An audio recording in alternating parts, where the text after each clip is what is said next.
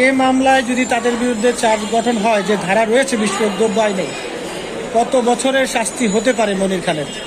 আসলে তো জানেন আপনারা, যেহেতু বিস্ফোরক আইনের মামলা, এদের যাবজ্জীবন থেকে শুরু করে 7 বছর 10 বছরের বিধান রয়েছে। অভিযোগ প্রমাণিত হলে অভিযোগ প্রমাণিত হওয়াটা এখন একটা যদি রাজনৈতিক উদ্দেশ্য পরিণত মূলত। মনির খান আসলে বিস্ফোরক মামলায় তাকে আসামি করা হয়েছে, তো আসলে বিস্ফোরকের সাথে মনির খানের সম্পৃক্ততা কতটুকু থাকতে পারে বলে আপনি মনে করেন? আপনারা জানলেন এই সরকার মৃত ব্যক্তিদেরকেও আসামি করছে। সেখানে মনির খান তো এখন খ্যাতনামা শিল্পী, যেহেতু মৃত ব্যক্তিদের আসামি করা হয়, সেক্ষেত্রে মনির খানকে যে বিস্ফোরক মামলা দিয়েছে সেটা আমাদের এই বাংলাদেশের প্রেক্ষাপটে অবাক হওয়ার কিছু নেই। মূলত রাজনৈতিকভাবে হেয় প্রতিপন্ন করার জন্য তাদেরকে এই বিস্ফোরকের মিথ্যা মামলা দায়ের করা হয়েছে। আপনারা কি প্রত্যাশা করেন যে মামলা থেকে তারা খালাস পাবেন? বা অবশ্যই ন্যায় বিচার প্রতিষ্ঠা হলে তারা এই মামলা থেকে অবশ্যই খালাস পাবে। কি হয়েছে আদালতে? এই মামলাটা 2018 সালের একটা রাজনৈতিক মামলা, নাশকতা এবং বিস্ফোরকের মামলা। পল্টন 25/18/2018 ইংরেজি তারিখে এই মামলাটা দায়ের করা হয়। এই মামলায় মোট 76 জন আসামি ছিলেন।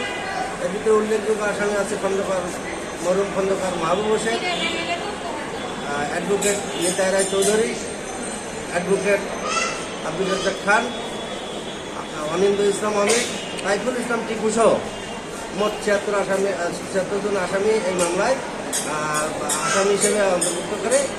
এবং এই মামলা 2টা পার্ট, একটা পার্টের আগেই আপনার চার্জশনি হয়েছে, এখন ওটার বিচারাধীন। কণ্ঠশিল্পী আপনার হচ্ছে মনির খান কিভাবে এই মামলায় সম্পৃক্ত বা আসামি হলেন? ওখানে তখন তিনি কণ্ঠশিল্পী মনির খান বিএনপি সাংস্কৃতিক সম্পাদক ছিলেন, সেই সুবাদে তাকে এই মামলায় আসামি করা হয়েছিল এবং দাসাদের সভাপতি ছিলেন।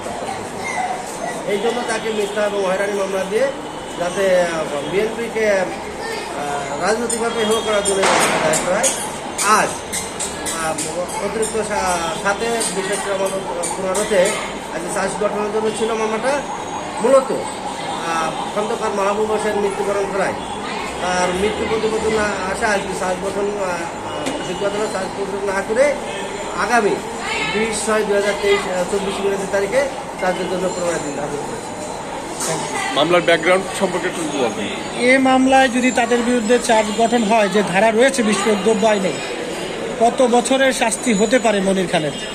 আসলে তো জানেন আপনারা, যেহেতু বিস্ফোরক আইনের মামলা, এদের যাবজ্জীবন থেকে শুরু করে 7 বছর 10 বছরের বিধান রয়েছে। অভিযোগ প্রমাণিত হলে অভিযোগ প্রমাণিত হওয়াটা এখন একটা রাজনৈতিক উদ্দেশ্য পরিণত মূলত। কিন্তু যদি সঠিকভাবে বিচার হয় তাহলে এই মামলা থেকে তারা খালাস পাবে আমরা আশা করি।